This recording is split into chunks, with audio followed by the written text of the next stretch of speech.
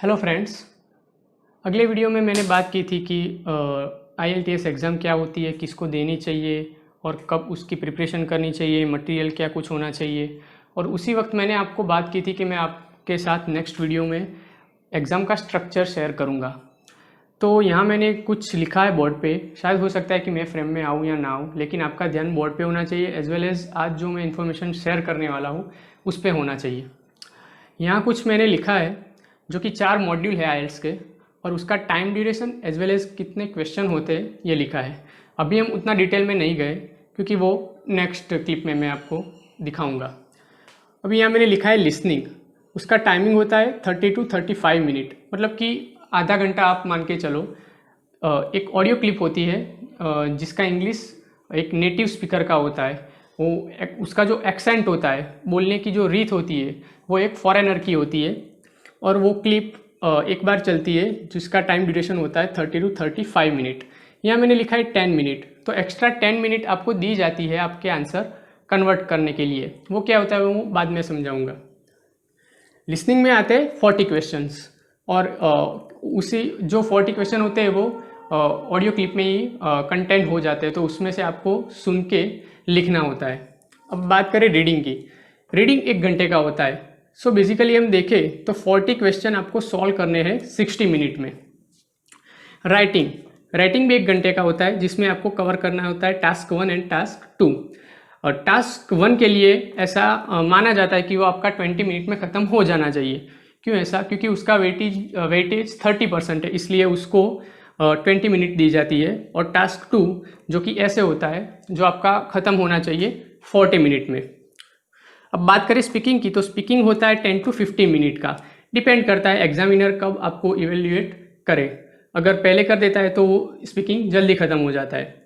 वो होता है एक वीक अगो या 1 वीक आफ्टर, मतलब कि 1 हफ्ता पहले या 1 हफ्ता बाद में स्पीकिंग होता है। कुछ लोगों को सेम डे भी होता है, लेकिन बहुत कम लोगों को होता है। अब यहाँ मैंने टाइम स्केल लिखा है कि कब आपकी एग्जाम स्टार्ट होती है और कब ख़त्म होती है। यहाँ मैंने लिखा है सेम डे, मतलब कि आपका LRW, लिसनिंग, रीडिंग और राइटिंग एक ही दिन होता है, जबकि स्पीकिंग एक दिन नहीं होता है। और दोपहर को 1:30 बजे एग्ज़ाम शुरू होती है, तो जब लिसनिंग स्टार्ट होता है 1:30 बजे, तो उसमें आप 40 मिनट या 45 मिनट एक्स्ट्रा लगा लो, तो आपका 2:15 बजे आपका रीडिंग स्टार्ट होता है। 2:15 बजे से एग्जैक्ट 1 घंटा हम मान लें तो 3:15 बजे आपका राइटिंग स्टार्ट होता है, और 1 घंटा इसमें जोड़ दो तो 4:15 बजते हैं। अब ये जो भी कुछ है यहाँ पे, इसमें आपको टाइम एक्स्ट्रा नहीं मिलता है।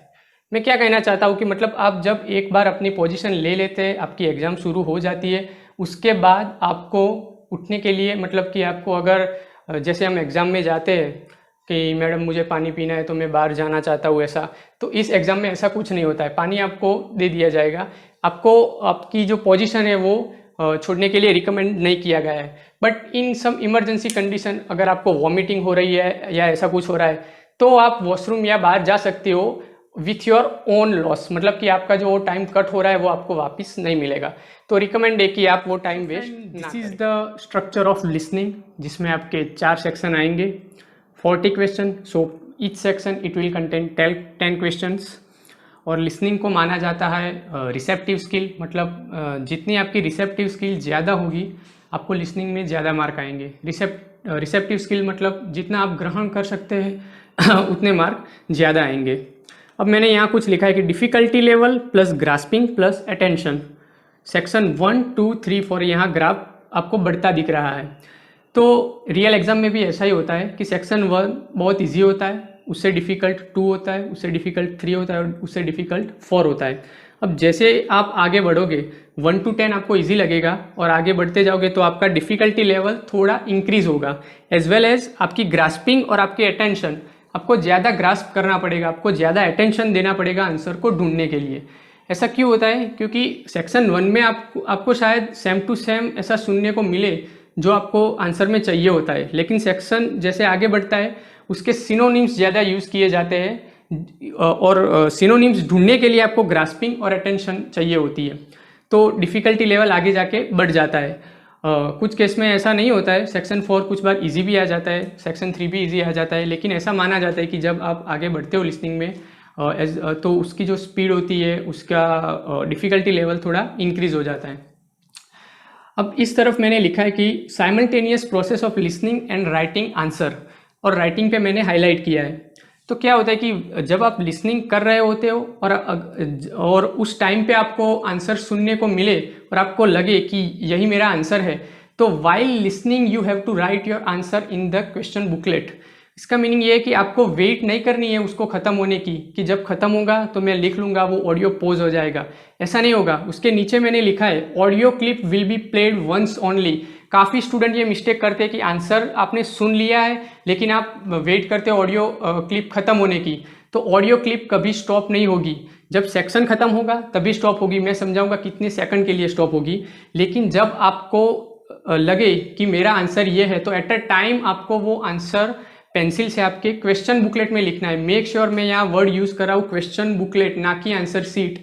दोनों का डिफरेंस मैं आपको समझाऊंगा और शायद हो सके तो मैं दोनों की फ़ोटो भी वीडियो में डाल दूंगा, तो आपको समझ में आए कि क्वेश्चन बुकलेट क्या होता है और आंसर शीट क्या होती है। तो आपको आंसर तभी लिखना है while you listen the clip. Okay, तीसरा टॉपिक है headphone will be given. Headphone आपको आईडीपी या ब्रिटिश काउंसिल जो भी आपने एग्जाम डेट बुक करवाई है वहाँ से आपको मिलेंगे। चौथा point, clip will be in native speaker. अभी जो मैं ऑडियो में या हम जो बोलते हैं वो नेटिव इंग्लिश नहीं है, जो हम कहते हैं वो देसी इंग्लिश है। लेकिन जब नेटिव स्पीकर बोलता है, जो उसका एक्सेंट होता है ऑस्ट्रेलियन या यूके या अमेरिकन, तो वो इंग्लिश काफ़ी प्योर एंड डिफ़िकल्ट होती है ग्रास्पिंग के लिए। तो वो जो क्लिप होगी वो नेटिव स्पीकर के लैंग्वेज में होगी। लास्ट बहुत important, 10 minutes will be given. तो क्या इसका मतलब है कि 10 मिनट आपको दिए जाएंगे। आफ्टर दिस 30 to 35 मिनट, जब आपकी क्लिप खत्म होगी आपको 10 मिनट दिए जाएंगे। क्यों? इसके लिए कि जो आपने आपने जो आंसर लिखे थे आपके क्वेश्चन बुकलेट में, उसको आपको कन्वर्ट करना पड़ेगा किसमें, तो आपकी जो आंसर शीट में उसमें, और वो भी कैपिटल लेटर्स में। और यहाँ मैंने स्टार नोट करके लिखा है in case of faulty headphone. आप अपना हाथ रेस करोगे तो एग्जामिनर तुरंत आपकी जगह पे आके आपका ऑडियो क्लिप चेक, वो जो हेडफोन है वो चेक करेगा। और अगर मेजर इश्यू लगा कि मतलब आपका 3, 4 या 5 कंटिन्यूस क्वेश्चन छूट गए, तो एग्ज़ाम के बाद आपका उतना पोर्शन फिर से रिपीट करवाया जाता है। इन सम केस ऐसा रिपीट हुआ है। तो अगर हेडफोन, तो मेक श्योर कि जब आपको लिसनिंग से पहले आपको जो एक रैंडम ऑडियो क्लिप सुनाई जाए, उसमें आप ध्यान से सब देख लो कि आपकी पोजीशन कैसी है, आपका हेडफोन का वायर तो लूज़ नहीं हुआ है, आपका प्लग में तो कुछ फॉल्टी नहीं है, तो सब पहले से देख लीजिएगा। तो ये तो पूरी बात थी लिसनिंग की। अब मैं यहाँ एक एक्स्ट्रा टिप देना चाहता हूँ। लिसनिंग वो एक पावर प्ले है। अगर आप क्रिकेट खेलते हो तो आपको पता है पावर प्ले का इंपॉर्टेंस कितना होता है, तो वैसे ही आईएलटीएस के लिए लिसनिंग पावर प्ले है। सबसे ज़्यादा बैंड आपको अगर कम मेहनत में लाने हैं तो वो लिसनिंग ही है। ऐसा नहीं है कि सबको आ जाते हैं, लेकिन जनरल केस में ऐसा देखा गया है कि लिसनिंग में स्कोर अच्छा स्टूडेंट कर लेते हैं। तो आपको यही ध्यान में रखते हुए listening structure of reading is also receptive skills in which you have to pay more attention whenever you go through the section step by step। कहने का मीनिंग ये है कि लिसनिंग के जैसे ही रीडिंग भी एक रिसेप्टिव स्किल है। जैसे ही सेक्शन बढ़ेगा डिफ़िकल्टी लेवल बढ़ती जाएगी। 1 घंटा दिया जाता है रीडिंग के लिए, 40 क्वेश्चंस होते हैं, तो 60 मिनट्स 40 क्वेश्चंस। दिखने में बहुत इजी लगता है, लेकिन जब आप एग्ज़ाम देते हो तब आपको पता चलता है कि टाइम रीडिंग में कितना क्रूशियल चीज़ है। अगर आपने घर पे प्रैक्टिस नहीं की है वो टाइमर लगा के, कि आपको मतलब इतना पता चल जाना चाहिए कि मेरी 20 मिनट ख़त्म हुई बिना वॉच में देखे, तो ये बहुत इंपॉर्टेंट चीज़ है कि टाइम रीडिंग के लिए बहुत क्रूशियल चीज़ है, और राइटिंग के लिए भी, वो मैं आगे बताऊंगा।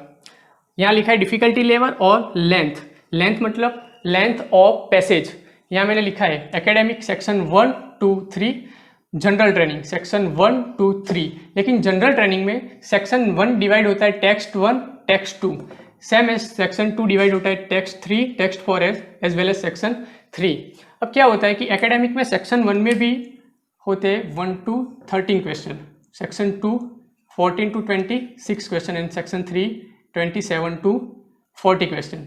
सो अगर हम नटशेल में देखें तो यहाँ 13 क्वेश्चन, यहाँ 13 क्वेश्चन और यहाँ 14 क्वेश्चन, टोटल आपके हो जाएंगे 40 क्वेश्चन। सेक्शन 1 ईजी होता है, आपको डायरेक्टली आंसर मिल जाएंगे। सेक्शन 2 लिटिल बिट डिफिकल्ट होता है, मॉडरेट कह सकते हैं। और सेक्शन 3 जिसमें बहुत सारी आपकी स्किल लगेंगी, जैसे कि आप सिनोनिम्स कैसे पकड़ पाते हैं, और सिर्फ रीडिंग ही नहीं, आपको वो कैसे समझ में आता है पैसेज, आपका कॉम्प्रिहेंशन पावर कितना ज़्यादा है कि अगर आप पढ़ते हो उसके बाद आपको समझना पड़ेगा कि वो जो साइंटिस्ट थे वो एक्चुअल में कहना क्या चाहते थे, वो जो एक्सपेरिमेंट हुआ उसका रिजल्ट क्या आया, उसके अनुसार आपके क्वेश्चन यहाँ एकेडमिक में बनते हैं। और इसीलिए एकेडमिक का रीडिंग बहुत डिफिकल्ट होता है, जबकि जनरल का रीडिंग उतना डिफिकल्ट नहीं होता है। जो मैंने यहाँ लिखा है, academic paper is easy then general, but यहाँ बट क्यों लिखा है, जो बैंड पर स्कोर रेशियो होता है, मैं आपको बाद में समझाऊंगा कि वो रेशियो क्या आता है। वो जो जनरल के स्टूडेंट होते हैं उनके लिए हाई होता है। उसका मीनिंग ये है कि अगर आप 40 में से 30 क्वेश्चन लाते हो तो अगर आप एकेडमिक में एग्जाम दी हुई है तो आपके 7 बैंड आएंगे, मगर वही चीज़ जनरल के लिए 6 बैंड पे स्टॉप हो जाती है। क्यों? क्योंकि इनका पेपर ईजी होता है। यहाँ लिखा है language will be different in academic and GT. Meaning ये है कि एकेडमिक वाले स्टूडेंट के लिए जो लैंग्वेज आती है वो थोड़ी साइंटिफिकली होती है, उसके जो टर्म्स होते हैं, उसके जो सेंटेंसेस होती है वो quite scientific and proper phenomenon वाले होते हैं, जो कि जनरल में नहीं देखा जाता, स्ट्रेट फॉरवर्ड लैंग्वेज होती है। यहाँ लिखा है राइट आंसर डायरेक्टली, ये बहुत इंपॉर्टेंट चीज़ है। लिसनिंग में ऐसा नहीं था, आपको 10 मिनट दी गई थी कन्वर्ट करने के लिए, ऐसा नहीं है। यहाँ पे जब भी आपको आंसर मिले तुरंत उसको कन्वर्ट कर दीजिए आप आंसर शीट में, ना कि आप वो 10 मिनट की राह में बैठे रहे कि अगर 1 घंटा ख़त्म होगा उसके बाद मुझे 10 मिनट मिलेगी, ये चीज़ नहीं होगी। जैसे ही 1 घंटा ख़त्म हुआ वो लोग आपके आंसर शीट खींच लेंगे। तो मेक श्योर कि आपको जितने आंसर मिले हैं प्रॉपरली उसको लिख दे। अनदर मेन चीज़, नो नेगेटिव मार्किंग। आइल्स में नेगेटिव मार्किंग नहीं होती है, चाहे आप लिसनिंग लो या रीडिंग लो, राइटिंग लो, स्पीकिंग लो, कुछ भी ले लो, नेगेटिव मार्किंग नहीं होती है। तो इसका कहने का मीनिंग मेरा ये है कि अगर मान लो कि 40 में से आपको 30 क्वेश्चन का ही आंसर मिल रहा है और आपके पास लास्ट 5 मिनट है, तो आप वो जो 10 क्वेश्चन आपके रिमेनिंग है उसे ऐसे ही मत जाने दीजिए, वहाँ कुछ भी लिख डालिए। जो भी आपको लगता है कि हाँ मेरा प्रेडिक्टेड आंसर ये होना चाहिए, तो आप लिख दीजिए, आपको ऐसा ब्लैंक मत छोड़िए, क्योंकि नेगेटिव मार्किंग है। स्ट्रक्चर ऑफ राइटिंग, 1 घंटा दिया जाता है आपको 2 टास्क कंप्लीट करने में, टास्क 1 और टास्क 2। एकेडमिक और जनरल के लिए टास्क 2 कॉमन होता है, जिसमें ऐसे आता है, ऐसे मतलब निबंध। 1 घंटा दिया जाता है दोनों टास्क कंप्लीट करने के लिए। इसका वेटेज अगर हम काउंट करें तो 30% होता है, इसका 60% होता है, बेसिकली 33.33, और ये होता है 66%। तो उसके मुताबिक आपको 1 घंटे को डिवाइड करना पड़ता है 20 मिनट और 40 मिनट में। तो ऐसा एडवाइजेबल है कि आप टास्क 1 20 मिनट में ख़त्म कर दें। ऐसा कोई रूल्स नहीं है कि आपको 20 मिनट में ही ख़त्म करना पड़ेगा, आप उसके ऊपर भी ले सकते हो अगर आपको टाइम चाहिए तो। टास्क 1 अगर एकेडमिक की बात करें तो स्टूडेंट के लिए charts, graphs, picture, flow chart, table और 1-2 चीज़ होती है जो टास्क 1 में काउंट होती है। और यहाँ मैंने लिखा है कि 150 वर्ड्स फॉर टास्क 1, इसका ये थ्रेशोल्ड है, मिनिमम थ्रेशोल्ड। इतने तो आपको लिखने ही लिखने हैं, उसके लिए अपर लिमिट कोई नहीं है। आप यहाँ 200 लिखिए, 250 लिखिए, 300 लिखिए, उससे उनको कोई मतलब नहीं है। उनको सिर्फ ये है कि आपको 150 तो लिखने ही लिखने हैं for task 1, chart, graph, picture के लिए। और अगर ऐसे की बात करें तो 250 वर्ड्स, इसके लिए भी रूल्स बनाए गए कि आपके वर्ड कैसे काउंट होते हैं, जो आपके नंबर्स होते हैं वो वर्ड में काउंट होते या नहीं होते, वो मैं बाद में आपको डिटेल में इसके लिए हम लेक्चर लेंगे राइटिंग पे। ऐसे का मिनिमम थ्रेशोल्ड है 250 वर्ड्स। ऐसे टास्क 2 जनरल के लिए भी कॉमन ही रहता है, तो हम उसके बाद बारे में बात नहीं करेंगे। टास्क 1 जनरल में आता है लेटर्स, क्योंकि उनको वहाँ पे लेटर्स लिखने होते हैं और स्टूडेंट को पढ़ने होते हैं चार्ट और ग्राफ, तो दोनों की एप्लीकेबिलिटी अलग अलग होती है। लेटर भी 3 कैटेगरी में डिवाइड किया जाता है, फॉर्मल, सेमी फॉर्मल और इनफॉर्मल। ये सब क्या है वो डिटेल में हम लेक्चर में लेंगे, लेकिन ये स्ट्रक्चर होता है राइटिंग का। लास्ट मॉड्यूल स्पीकिंग, जो कि बिलोंग करता है 10 to 15 मिनट के लिए। इसमें भी 3 पार्ट होते हैं, पार्ट 1, पार्ट 2, पार्ट 3। जैसे ही आप आगे आगे जाते हैं उसका भी डिफ़िकल्टी लेवल और लेंथ ऑफ स्पीकिंग बढ़ती जाती है। पार्ट 1 की बात करें तो पर्सनल क्वेश्चन होते हैं और काफ़ी शॉर्ट क्वेश्चन होते हैं, जिसका आंसर भी आपको 1, 2 या मैक्सिमम 3 सेंटेंस में आपको फिनिश करना होता है। 5-6 क्वेश्चन होते हैं, जैसे कि आपका नाम कहाँ है, आप कहाँ से बिलोंग करते हो, आपका फेवरेट एनिमल कौन सा है, फेवरेट बर्ड कौन सा है, उसके बेस पे आपको आंसर देने होते हैं। फिर आता है पार्ट 2। पार्ट 2 जो कि सबको बहुत डिफ़िकल्ट होता है, क्योंकि ये पार्ट कंप्लीट करने के लिए आपको कंटिन्यूसली 2 मिनट तक उस टॉपिक पे बोलना होता है। इसको कहा जाता है क्यू कार्ड। क्यू कार्ड का मीनिंग होता है क्वेश्चन कार्ड। एक कार्ड होता है जिसके ऊपर आपको कुछ इवेंट या कुछ टास्क लिखा होता है, वो कंप्लीट करना होता है। यहाँ एक बेनिफिट होता है कि आपको 1 मिनट दी जाती है फॉर प्रिपरेशन। उस प्रिपरेशन के टाइम पे आप कुछ भी अपने जो वहाँ पे एक्स्ट्रा नोट्स होती है वहाँ आप लिख सकते हो, but make sure this is only for 1 minute. उसके बाद आपको 2 मिनट तक मिनिमम बोलना है। उसके आगे अगर वो कंटिन्यू करे और आपको करना हो तो कर सकते हैं, जब तक कि वो आपको स्टॉप ना कर दे। फिर आता है पार्ट 3, जिसे कहा जाता है काउंटर क्वेश्चन। आपने जो क्यू कार्ड में मेंशन किया है उसके बेसिस पे आपको रिवर्स क्वेश्चन आएंगे। जैसे कि मान लो एक क्यू कार्ड है कि आपने देखा हुआ कोई हिल स्टेशन, तो उसके बेसिस पे आपको काउंटर क्वेश्चन आएंगे कि हिल स्टेशन लोगों को क्यों पसंद होता है, हिल स्टेशन के बेनिफिट्स क्या होते हैं किसी गवर्नमेंट के लिए। ऐसा काउंटर क्वेश्चन आता है जिसको आपको लेंथी में आंसर देना पड़ता है, 6 to 7 सेंटेंस में, और वो होते हैं 5 to 6। So overall 10 to 15 minute में आपका स्पीकिंग खत्म हो जाता है, जो कि बहुत ही ईजी मॉड्यूल है आईएल्स के लिए। तो आज का ये पूरा वीडियो था एक डिटेल स्ट्रक्चर आईएल्स का। शायद ही किसी ने इतना डिटेल में आपको समझाया होगा। अगर आप क्लासेस जाते हो तो आपको पता ही होगा, लेकिन यूट्यूब पे इससे डिटेल वीडियो शायद ही कोई होगा। जो भी डिटेल स्ट्रक्चर में कवर होना चाहिए वो मैंने किया है, लेकिन उससे भी डिटेल अब हम जाएंगे, क्योंकि मैं अब इंडिविजुअल मॉड्यूल वाइज आपको बढ़ाने वाला हूँ कि लिसनिंग क्या होता है, उसको कवर कैसे किया जाता है, और सेक्शन वाइज उसकी क्या स्ट्रेटजी होती है, सेम एज रीडिंग, राइटिंग और स्पीकिंग के लिए। So stay connected. ओके।